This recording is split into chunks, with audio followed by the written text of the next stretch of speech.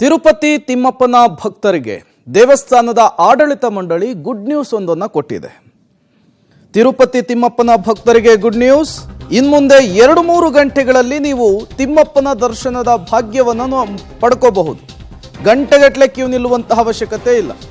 ವೆಂಕಟೇಶ್ವರನ ದರ್ಶನಕ್ಕಾಗಿ ದಿನಗಟ್ಟಲೆ ಕಾಯುವ ಅವಶ್ಯಕತೆ ಇಲ್ಲ.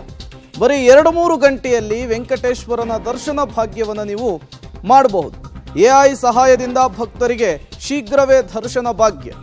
ಎಐ ಟೆಕ್ನಾಲಜಿ ಅಳವಡಿಕೆಯ ಬಗ್ಗೆ ತಜ್ಞರ ಮೊರೆ ಹೋಗಿದೆ ದೇವಸ್ಥಾನದ ಆಡಳಿತ ಮಂಡಳಿ.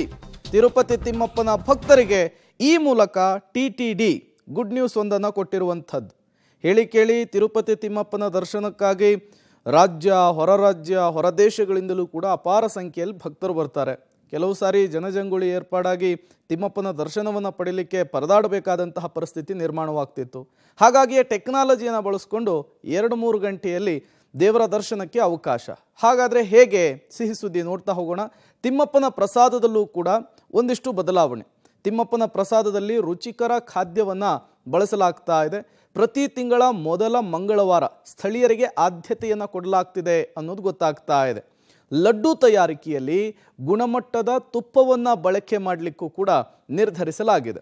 ಅದರ ಜೊತೆಗೆ ಇವತ್ತು ನಡೆದಂತಹ ಟಿಟಿಡಿ ಸಭೆಯಲ್ಲಿ ಈ ರೀತಿಯ 10 ಹಲವು ತೀರ್ಮಾನಗಳನ್ನು ದೇವಸ್ಥಾನದ ಆಡಳಿತ ಮಂಡಳಿ ತೆಗೆದುಕೊಂಡಿರುವಂಥದ್ದು. ಇವತ್ತು ಒಂದು ಮಹತ್ವದ ಸಭೆ ಆಯಿತು. ಆ ಮಹತ್ವದ ಸಭೆಯಲ್ಲಿ ಈ ಎಲ್ಲ ವಿಚಾರವನ್ನು ಕೂಡ ಅವಲೋಕಿಸಿ ತೀರ್ಮಾನವನ್ನು ತೆಗೆದುಕೊಳ್ಳಲಾಗಿದೆ. ತಿಮ್ಮಪ್ಪನ ಪ್ರಸಾದದಲ್ಲಿ ರುಚಿಕರ ಖಾದ್ಯ ಸೇರ್ಪಡೆ, ಪ್ರತಿ ತಿಂಗಳ ಮೊದಲ ಮಂಗಳವಾರ ಸ್ಥಳೀಯರಿಗೆ ಆದ್ಯತೆ, ಜೊತೆಗೆ ಭಕ್ತರ ಸಂಖ್ಯೆ ಜಾಸ್ತಿ ಆದಂತಹ ಸಂದರ್ಭದಲ್ಲಿ ಅತಿ ಬೇಗ ದರ್ಶನವನ್ನು ಕಲ್ಪಿಸುವಂತಹ ನಿಟ್ಟಿನಲ್ಲೂ ಕೂಡ ಒಂದಿಷ್ಟು ಕ್ರಮಗಳನ್ನು ತೆಗೆದುಕೊಂಡಿರುವಂಥದ್ದು.